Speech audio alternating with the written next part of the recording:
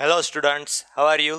આ વિડિયો લેક્ચરની અંદર આપણે 12 સાયન્સનું જે ત્રીજું ચેપ્ટર છે શ્રેણિક, એમાં હવે એક નવો ટોપિક આપણે ભણવાના છીએ, પરિવર્ત શ્રેણિક. આની પહેલાના લેક્ચરમાં આપણે સ્વાધ્યાય 4.2 સુધી કમ્પ્લીટ કરેલું હતું. હવે એના પછીનો ટોપિક છે પરિવર્ત શ્રેણિક. ચાલો તો જોઈએ પરિવર્ત શ્રેણિક શું છે.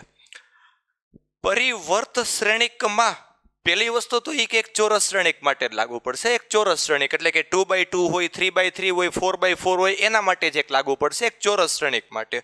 હવે કેવી રીતે કે ભાઈ એની વ્યાખ્યા એ પ્રમાણે છે કે પરિવર્ત શ્રેણિક એટલે કે જે શ્રેણિકની જે બધી હાર છે ને, જે બધી હાર, એ બધી હારને આ બધી હારને આપણે સ્તંભમાં લખી નાખશું, પરિવર્ત કરી નાખશું, એનું પરિવર્તન થઈ જશે, હારમાંથી સ્તંભમાં પરિવર્તન થઈ જશે. એટલે એવા શ્રેણિકને આપણે પરિવર્ત શ્રેણિક તરીકે ઓળખશું. વાત પૂરી. એક એક્ઝામ્પલ ઉપરથી તમને કહી દઉં. જો દાખલા તરીકે કોઈ એક શ્રેણિક છે a બરાબર 1 2 3 4 5 6 7 8 9. આ શ્રેણિક છે એ. હવે એનો પરિવર્ત જો શ્રેણિક આપણે જોતો હોય તો એનો સંકેત છે, બે સંકેત છે. કાં તો એને એ ટ્રાન્સપોઝ એટલે કે એની ટી, આ એ ટી આપણે આ રીતે લખશું, એટલે કે ઇંગ્લિશમાં પરિવર્તને ટ્રાન્સપોઝ મેટ્રિક્સ કહેવાય છે. ટ્રાન્સપોઝ એટલે આ એ ટ્રાન્સપોઝ આ રીતે વચ્ચે, અથવા તો એ પરિવર્ત આપણે વાંચીએ, અથવા આનો જે એક સંકેત છે પરિવર્તનો આ રીતે ડેસ્ક કરી નાખશું, એ ડેસ્ક. ઓકે, હવે આની વ્યાખ્યા શું હતી યાદ કરો. હમણાં મેં કીધું બધી જ હારને એને અનુરૂપ સ્તંભમાં પરિવર્ત કરશું, કન્વર્ટ કરશું. એટલે એ શું થઈ ગયું પરિવર્ત શ્રેણિક. જો પહેલી હાર એ પહેલો સ્તંભ બની જશે. આ 3x3 નો ચોરસ શ્રેણિક જ છે. આ પહેલી હાર જે હતી એ પહેલો સ્તંભ 1 2 3 હતા, 1 2 3. બીજી હાર જે હતી એ બીજો સ્તંભ બની જશે 4 5 6. અને ત્રીજી હાર જે હતી એ ત્રીજો સ્તંભ બની જશે 7 8 9. તો આ જે 3x3 નો જે શ્રેણિક મળ્યો એનો પરિવર્ત શ્રેણિક મળી ગયો છે, એનો ટ્રાન્સપોઝ મળી ગયો છે. વાત પૂરી. આ જ વસ્તુ છે, આમાં બીજું કાંઈ જ નથી. ચાલો હવે આપણે આના થોડાક ગુણધર્મ જોઈ લઈએ, પછી આના ઉપરથી સમિત અને વિસમિત શ્રેણિક શું છે એ પણ સમજશું. પહેલા આના થોડાક એવા ગુણધર્મ આપણે ચેક કરી લઈએ.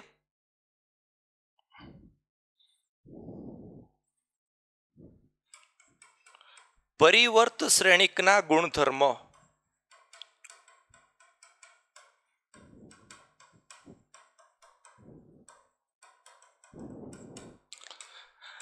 ચાર ગુણધર્મ છે, નાના નાના. ત્રણ તો બહુ ઇઝી જ છે. પેલું એ ટ્રાન્સપોઝ નો પણ ટ્રાન્સપોઝ, એટલે એ પરિવર્ત શ્રેણિક નોય પરિવર્ત તમે લ્યો, પરિવર્ત શ્રેણિક એનોય પરિવર્ત લ્યો, એ ડેસ્ક નો ડેસ્ક, તો ઈ મેટ્રિક્સ પોતે જ મળશે, પોતે જ મળશે. જો ચેક કરો તમે, નાનકડો એવું એક આપણે વિચારી લઈએ, એ ઇક્વલ્સ ટુ છે 1 2 3 અને 4. તો ભાઈ આનો ટ્રાન્સપોઝ શું થઈ જાય? આનો ટ્રાન્સપોઝ તો કે જે પેલી હાર હતી ને, પેલી હાર ઈ પેલી કોલમ 1 2, બીજી હાર હતી ને એ બીજી કોલમ 3 4. આ એ ટ્રાન્સપોઝ થઈ ગયો. હવે આ ટ્રાન્સપોઝ નોય ટ્રાન્સપોઝ આપણે લઈ લઈ. આ એ ટ્રાન્સપોઝ એક શ્રેણિક જ છે. હવે આ શ્રેણિકનો ફરીથી આપણે ટ્રાન્સપોઝ લઈ લઈ. આ શ્રેણિકનો ફરીથી ટ્રાન્સપોઝ લઈ લ્યો તો જે પેલી હાર હતી એ પેલી કોલમ થઈ જશે, જે બીજી હાર હતી એ બીજી કોલમ થઈ જશે 2 4. તો ભાઈ ચેક કરો, આજ આપણો પેલો એ શ્રેણિક હતો 1 2 3 4. તો આ શ્રેણિક આવી ગયો એ ટ્રાન્સપોઝ નોય તમે ટ્રાન્સપોઝ લ્યો તો એ પોતે શ્રેણિક મળે છે. તો આ ગુણધર્મ થઈ ગયો એ ટ્રાન્સપોઝ નો ટ્રાન્સપોઝ એના બરાબર એ. ચાલો હવે બીજો ગુણધર્મ છે એક. જો આ રીતે હોય k into A transpose desk અથવા તો ટ્રાન્સપોઝ, તો એ ટૂંકમાં આપણે આને કોમન કાઢી શકીએ, કે ઇન્ટુ એ ટ્રાન્સપોઝ. આ રીતે પણ આપણે આને લખી શકાય છે. હવે એક ત્રીજો ગુણધર્મ છે સરવાળા માટેનો. સરવાળા માટેનો ગુણધર્મ બહુ સિમ્પલ. એ વત્તા બી નો ટ્રાન્સપોઝ જો હોય તો આને આપણે સેપરેટ આપી શકાય, એ ડેસ્ક પ્લસ બી ડેસ્ક. બહુ સિમ્પલ વાત છે આ, બહુ સિમ્પલ વાત. જો તમે ચેક કરો, એ વત્તા બી કોઈ એક શ્રેણિક લઈ લઈએ આપણે, એ બરાબર 1 2 3 4 અને બી બરાબર આપણે લઈ લઈ 7 2 3 0. ચાલો a પ્લસ બી આપણે પેલા ગોતી લઈ, આ એક શ્રેણિક ગોતી લઈ a પ્લસ બી. તો a પ્લસ બી જે છે એ શું થઈ જશે? 1 ને 7 8 2 2 4 3 પ્લસ 3 6 અને અહીંયા થઈ ગયું 4 પ્લસ 0 એટલે 4. આ a પ્લસ બી એક શ્રેણિક આવી ગયો. હવે એ શ્રેણિકનો ટ્રાન્સપોઝ તમે વિચારો, a વત્તા બી નો ટ્રાન્સપોઝ. આનો ટ્રાન્સપોઝ શું થઈ જશે? તો કે પહેલી હાર ઈ પહેલી કોલમ, બીજી હાર ઈ બીજી કોલમ. આ આપણો આન્સર આવી ગયો ટ્રાન્સપોઝનો. ટૂંકમાં a પ્લસ બી નો ટ્રાન્સપોઝ આ થઈ ગયો. હવે a dash plus B dash આપણે જોઈ લઈએ. એટલે પહેલા હું a નો ટ્રાન્સપોઝ પહેલા જોઈ લઈ. a નો ટ્રાન્સપોઝ શું થાય? a બરાબર આવું છે તો a નો ટ્રાન્સપોઝ પહેલી હાર ઈ પહેલી કોલમ, બીજી હાર ઈ બીજી કોલમ, વત્તા બી નો ટ્રાન્સપોઝ કરવાનો છે. તો હવે બી નો ટ્રાન્સપોઝ આપણે કરી તો પહેલી હાર ઈ પહેલી કોલમ થઈ જશે 7 ને 2, બીજી હાર ઈ બીજી કોલમ થઈ જશે 3 અને 0. હવે આ બે નો તમે સરવાળો કરો, 1 અને 7 8, 3 ને 3 6, 2 ને 2 અહીંયા 4, 4 ને 0. તો આ જે હતું એ આની જમણી બાજુનો જવાબ આવ્યો, આ ડાબી બાજુનો જવાબ હતો. સાબિત થઈ ગયું, પ્રૂવ થઈ ગયું. આ એક નાનકડો ટૂંકમાં ઉદાહરણથી મેં તમને આ સમજાવ્યું કે આવી વસ્તુ આમાં થશે. પણ હવે એના પછીનો જે ગુણધર્મ છે તેમાં બહુ બધા ભૂલ કરે, એટલે ધ્યાનથી યાદ રાખી લેજો. ચોથો ગુણધર્મ a અને b નો ગુણાકાર હોય એનો જો તમારે ટ્રાન્સપોઝ કાઢવો હોય, ગુણાકારનો ટ્રાન્સપોઝ, તો a transpose into B transpose નહીં, પરંતુ B transpose into A transpose થશે. યાદ કરો ગુણાકારના નિયમ, ગુણાકારના ગુણધર્મ બધાય. ગુણાકાર છે એ ક્રમના નિયમનું પાલન નથી કરતું, સરવાળો ક્રમના નિયમનું પાલન કરે છે. ગુણાકાર ક્રમના નિયમનું પાલન ન કરે. તમે a અને b નો ગુણાકાર કરો અને b અને a નો ગુણાકાર મેટ્રિક્સ માટે કરો. મેટ્રિક્સની વાત કરું છું, શ્રેણિકની વાત કરું છું. તો a b અને b a નો ગુણાકાર ક્યારેય સરખો મળશે નહીં મળે. તો અહીંયા b dash into a dash જ આવવું જોઈએ. a dash into b dash નો ચાલે, કારણ કે a b નો ડેસ્ક એના બરાબર શું થાય? તો કે b dash into a desk. ચાલો એક આ વાત થઈ ગઈ. હવે એના પછી આ 4 ગુણધર્મ થઈ ગયા. હવે આપણે એના પછી જોવાનું છે સંમિત અને વિસંમિત શ્રેણિક શું છે, અહીં આપણે ચેક કરી લઈએ.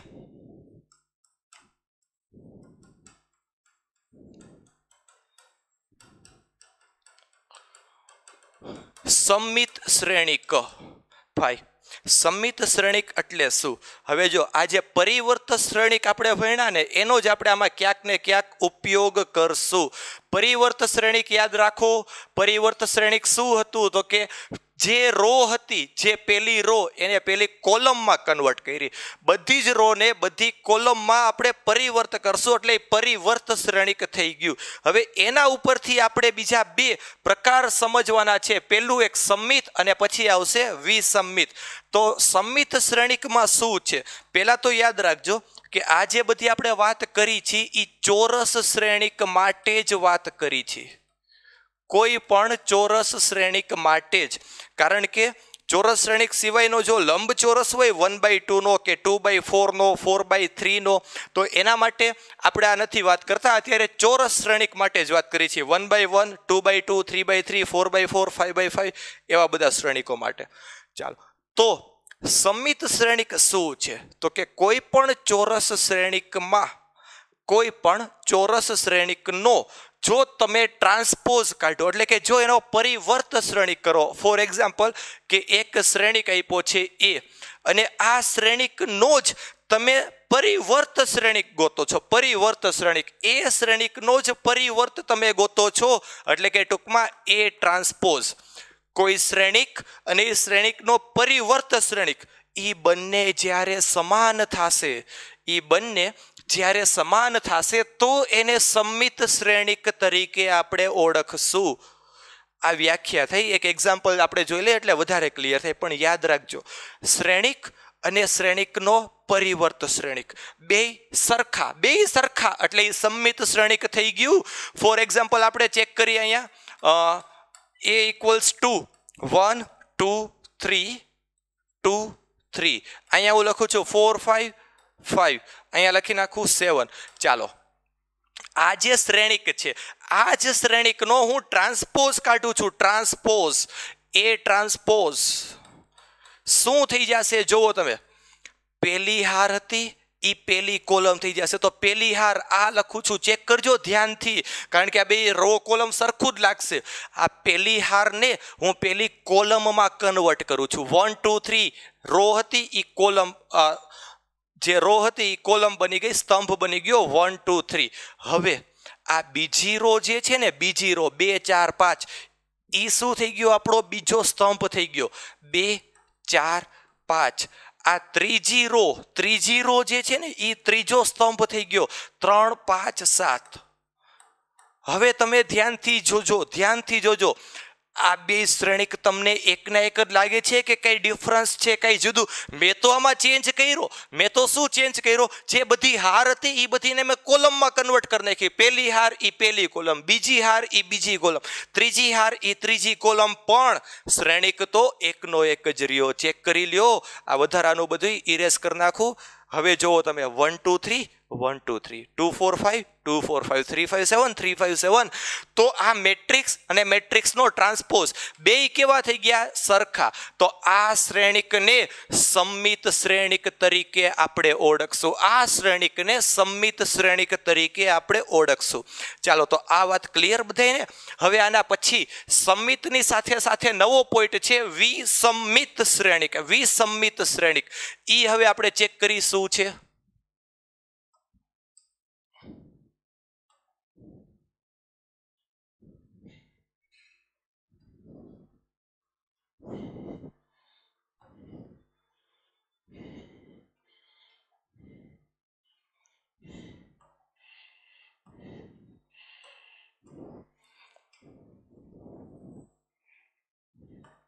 ચાલો, તો હવે આપણે જોશું વિસમ્મિત શ્રેણિક.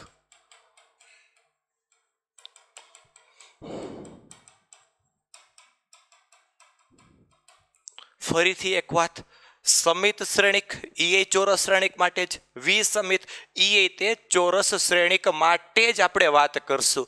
કોઈ પણ ચોરસ શ્રેણિક માટે ધારો કે ઈ જે શ્રેણિક છે એ અને એનો પરિવર્ત શ્રેણિક જે છે, એટલે કે એ ટ્રાન્સપોઝ એ ડેશ, કોઈ પણ આપણે કહીએ, ઈ બે વચ્ચેનો જ રિલેશન છે. જ્યારે બંને સમાન હતા તો સમમિત થઈ ગયું.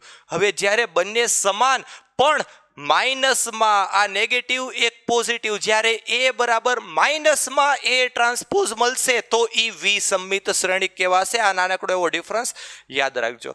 એ અને એ ટ્રાન્સપોઝ અહીંયા સરખા, એ અને એ ટ્રાન્સપોઝમાં પ્લસ માઇનસનો જ ફેર છે, ખાલી બીજો કાંઈ ફેર નથી. ફોર એક્ઝામ્પલ આપણે ચેક કરી લઈએ, આના ઉપરથી જ કંઈક એક એક્ઝામ્પલ આપણે જોઈ લઈએ. એ બરાબર, હું પહેલા તો જે આના વિકર્ણ છે ને, વિકર્ણ એ હું 0 કરી નાખું. તમને પ્રશ્ન થશે કે કેમ વિકર્ણ મેં 0 જ કર્યા? હમણાં એ પણ પ્રશ્નનું સોલ્યુશન થઈ જશે, એ પણ આપણે સમજશું.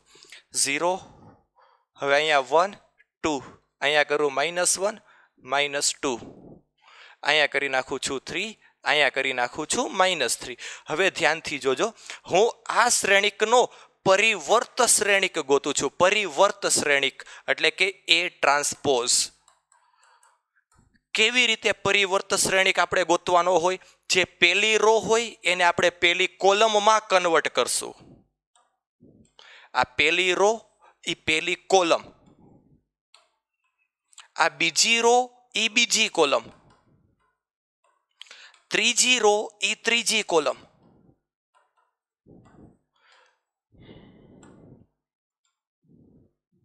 હવે ધ્યાનથી જુઓ, આ જે ટ્રાન્સપોઝ આપણે ગોઈતો ને, એ ટ્રાન્સપોઝમાંથી ને હું બધામાંથી માઇનસને કોમન લઈ લઉં તો કેવું થઈ જશે? ચેક કરો.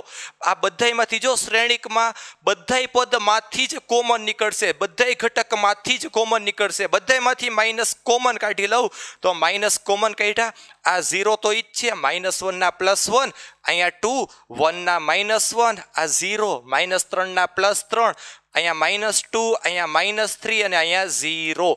તો હવે ધ્યાનથી ચેક કરો, આ માઇનસ પછીનો જે શ્રેણિક છે, આ માઇનસ તો છે, માઇનસના માઇનસ, પણ એના પછીનો જે શ્રેણિક છે ભાઈ એ જ તો આપણો એ હતો, એ જ આપણો શ્રેણિક એ હતો. એટલે હું અહીંયા કરી શકું એ માઇનસના માઇનસ તો છે જ.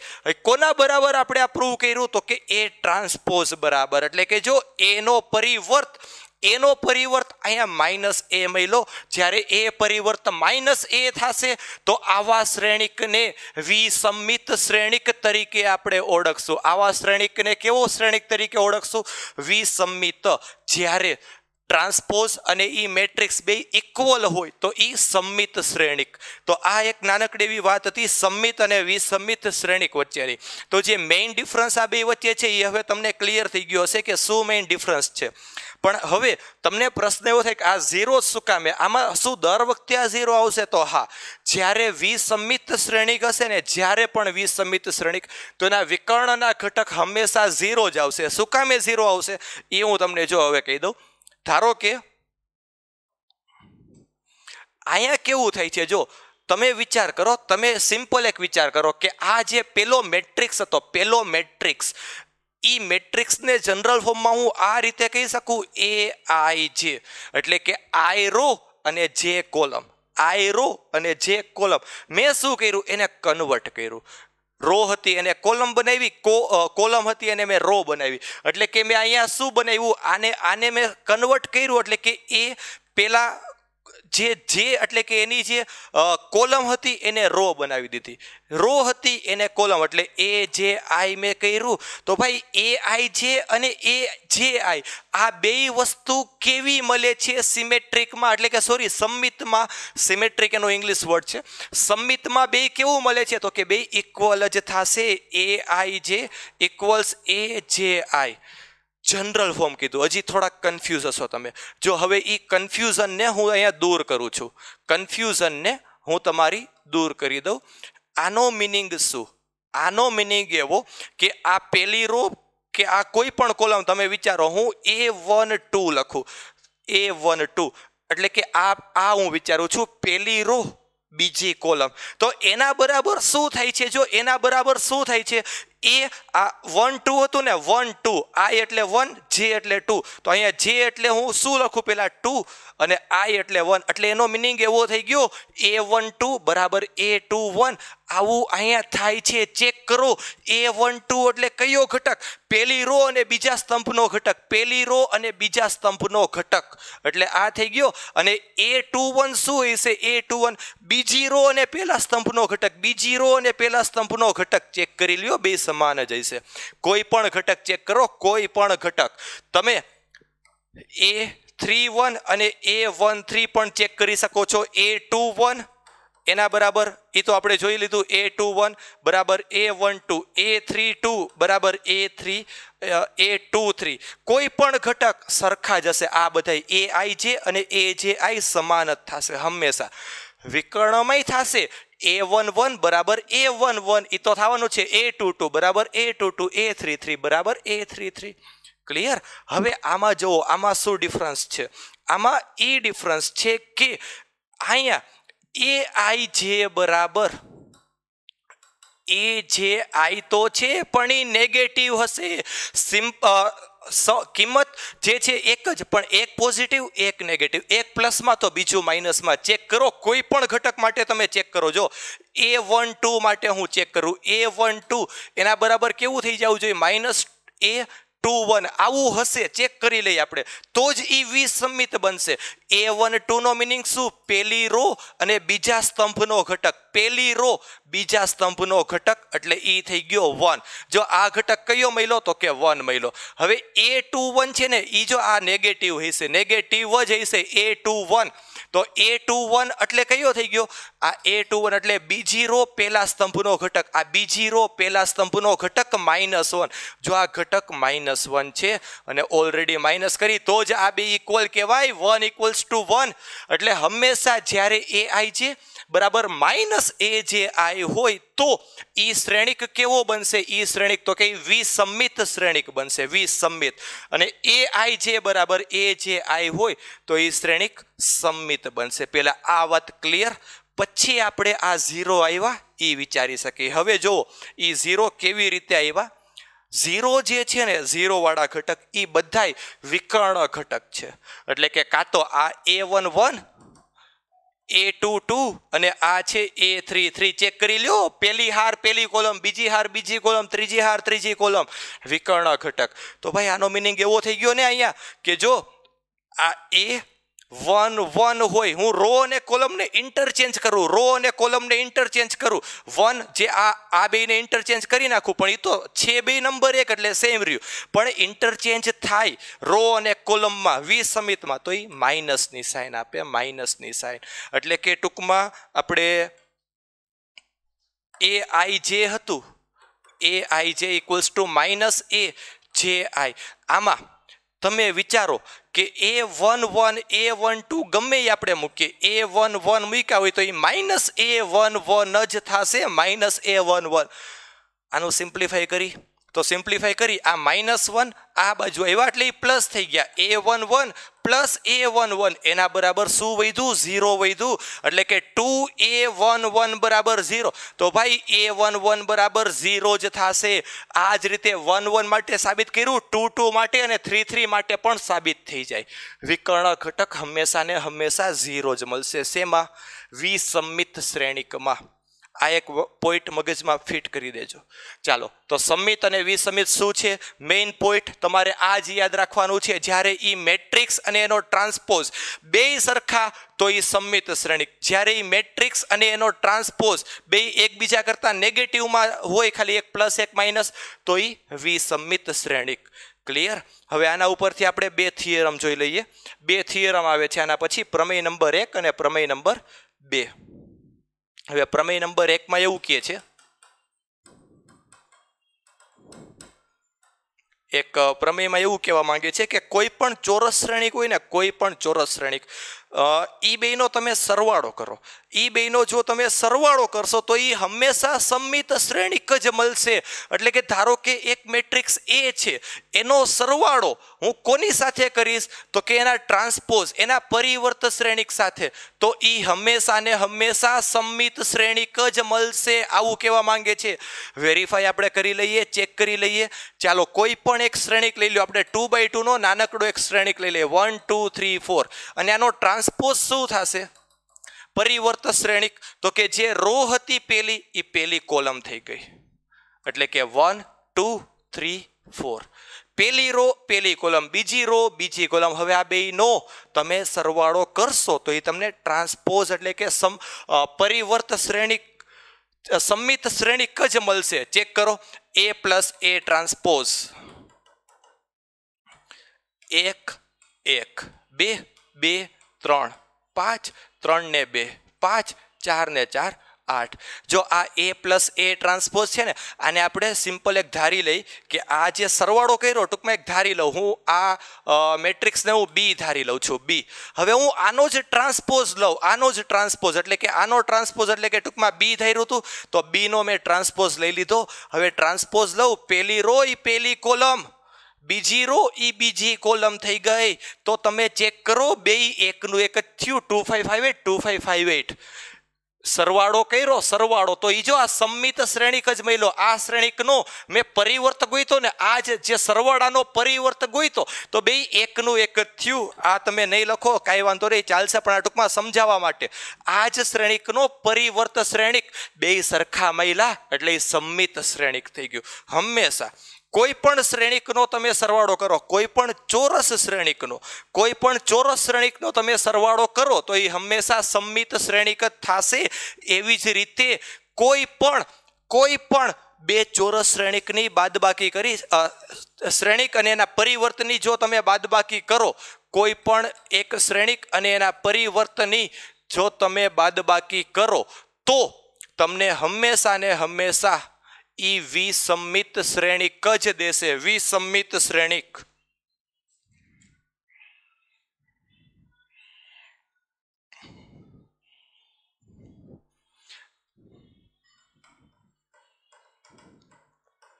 ચેક કરો, આ જ એક્ઝામ્પલ માટે આપણે ચેક કરીએ, આ બેની બાદબાકી કરો.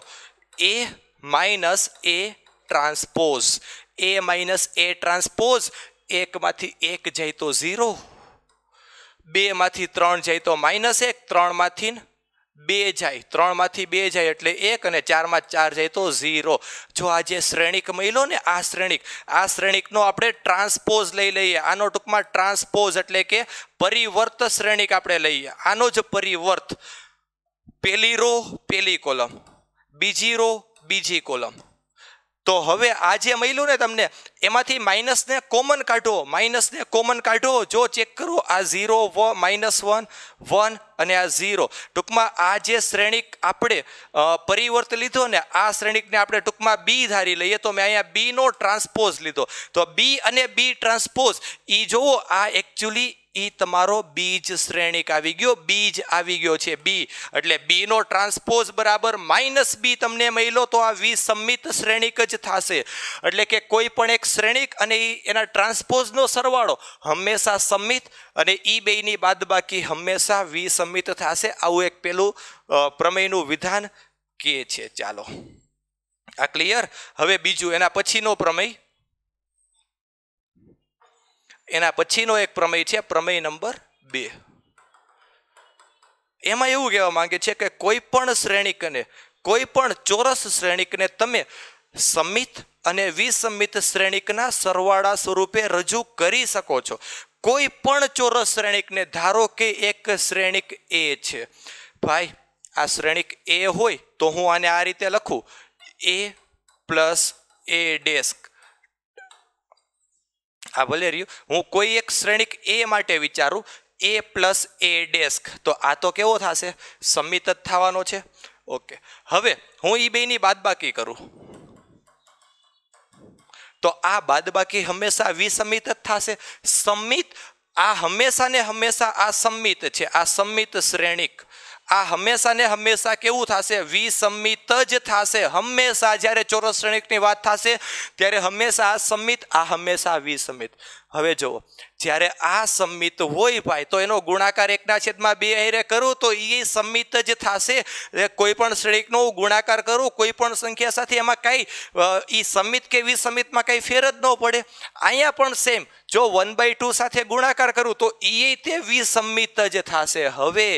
હવે તમે આ સમિત અને આ વિસમિતનો સરવાળો કરો, સમિત અને વિસમિતનો તમે સરવાળો કરો તો ઈ આપણો શ્રેણિક એ પોતે આવશે. જો આ શ્રેણિકને સમિત અને વિસમિતના સરવાળા સ્વરૂપે રજૂ કર્યું, સમિત અને વિસમિતના સરવાળા સ્વરૂપે, અને એ બરાબર આ લખી જ શકાય. તમે મેથેમેટિકલી સ્ટેપ થોડુંક તો એટલું જોયો તમે. આ 1/2 નો અહીંયા સાદુરૂપ આપો, ખાલી સિમ્પલ આ 1/2 × a, પછી 1/2 × a' થઈ ગયો. અહીંયા 1/2 × a અને -1/2 × a' થઈ ગયું. આ બે કટ 1/2a 1/2a એટલે એ જ થઈ ગયું. ટૂંકમાં એ બરાબર હું આ લખી શકું છું. અને ઈ એકચ્યુઅલમાં શું બન્યું? ઈ એકચ્યુઅલમાં બન્યું સમિત અને વિસમિત શ્રેણિકનો સરવાળો બન્યો. તો કોઈ પણ ચોરસ શ્રેણિકને સમિત અને વિસમિત શ્રેણિકના સરવાળાના સ્વરૂપે રજૂ કરી શકાય છે. તો આ રીતે આ નવા ટોપિકના જેટલા પણ પોઈન્ટ્સ હતા એ બધા પોઈન્ટ્સ અહીંયા આપણે કમ્પ્લીટ થઈ છે. હવે આના પછીના લેક્ચરની અંદર આના ઉદાહરણથી આપણે સ્ટાર્ટ કરશું. Okay, thank you.